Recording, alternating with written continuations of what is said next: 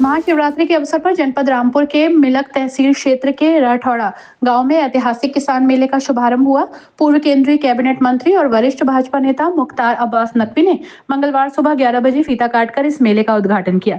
इस दौरान उन्होंने भगवान शिव की आरती कर पूजा अर्चना की और माथे पर तिलक और चंदन लगाकर धार्मिक सौहार्द का संदेश दिया। कार्यक्रम स्थल पर पहुंचने पर भाजपा कार्यकर्ताओं ने नकवी का फूल मालाओं से स्वागत किया। इसके बाद उन्होंने किसान मेला द्वार पर पूजन कर विधिवत फीता काटकर मेले का उद्घाटन किया। इस दौरान भारी संख्या में स्थानीय लोग, किसान और भाजपा कार्यकर्ता मौजूद रहे। अपने संबोधन में मुख्तार अब्बास नकवी ने भारतीय संस्कृति और सनातन परंपरा के प्रति प्रतिबद्धता जताते हुए कहा कि सनातन के प्रति सांप्रदायिक असहिष्णुता और सुशासन के खिलाफ साजिशों से सतर्क रहने की जरूरत है। उन्होंने कहा कि भारत की संस्कृति आपसी भाईचारा और सौहार्द पर आधारित है, जिसे किसी भी हाल में कमजोर नहीं होना चाहिए। नकवी ने समाजवादी पार्टी और कांग्रेस पर तीखा हमला बोला और कहा कि कुनबे के कुंड में कैद कुंठित झुंड आज परिवारवाद और पाखंड की प्रयोगशाला बन चुका है।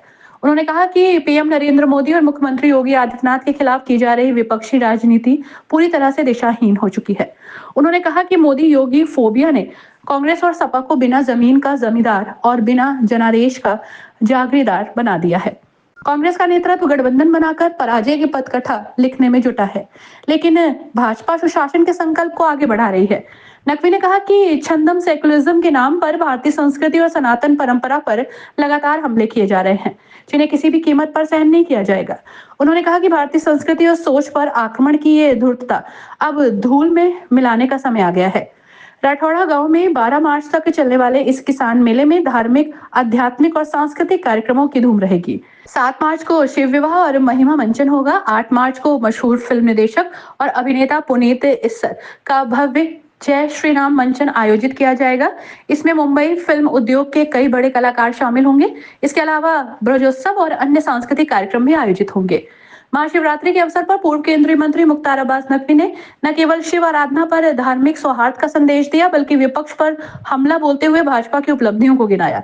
किसान मेले में आने वाले दिनों में कई भव्य कार्यक्रम आयोजित किए जाएंगे, जिनमें बड़ी संख्या में श्रद्धालु और किसान भाग लेंगे। वर्षों से जो है वो ये किसान मेला जिला पंचायत रामपुर के द्वारा आयोजित किया जाता है, जिसमें कि लाखों की संख्या में श्रद्धालु हैं, लोग हैं, किसान हैं, आम लोग हैं, आते हैं और दर्शन करते हैं, अपनी श्रद्धा व्यक्त करते हैं और साथ ही साथ मेले में जो विभिन्न सांस्कृतिक, आध्यात्मिक, सामाजिक कार्यक्रम होते हैं उसमें भी हिस्सेदारी, भागीदारी करते हैं। इस बार भी ये मेला जो 12 मार्च तक चलने वाला है, इसमें कई कार्यक्रम होंगे, जहाँ पर जो है वो इस ऐतिहासिक शिव मंदिर में तो ज़रूर लोग अपने नतमस्तक होकर के अपनी श्रद्धा व्यक्त करेंगे। साथ ही साथ यहाँ पे कई ऐतिहासिक कार्यक्रम भी होने वाले हैं, जिसमें कि कई जाने माने फिल्म के क्षेत्र के जो है वो कलाकार भी आने वाले हैं। 7 और 8 मार्च को एक बड़े आयोजन यहाँ पर होंगे। अच्छा, महाकुंभ को लेके क्या कहेंगे अपने आखिरी उसको करेंगे? देखिए, जो सनातन आस्था का सर्वश्रेष्ठ समागम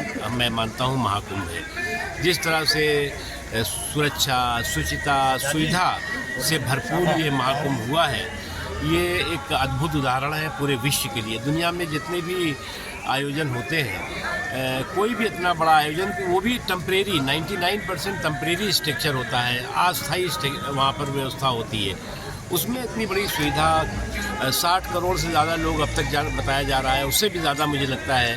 तो ये अपने आप में एक अद्भुत जो है वो अनुभव है, उदाहरण है।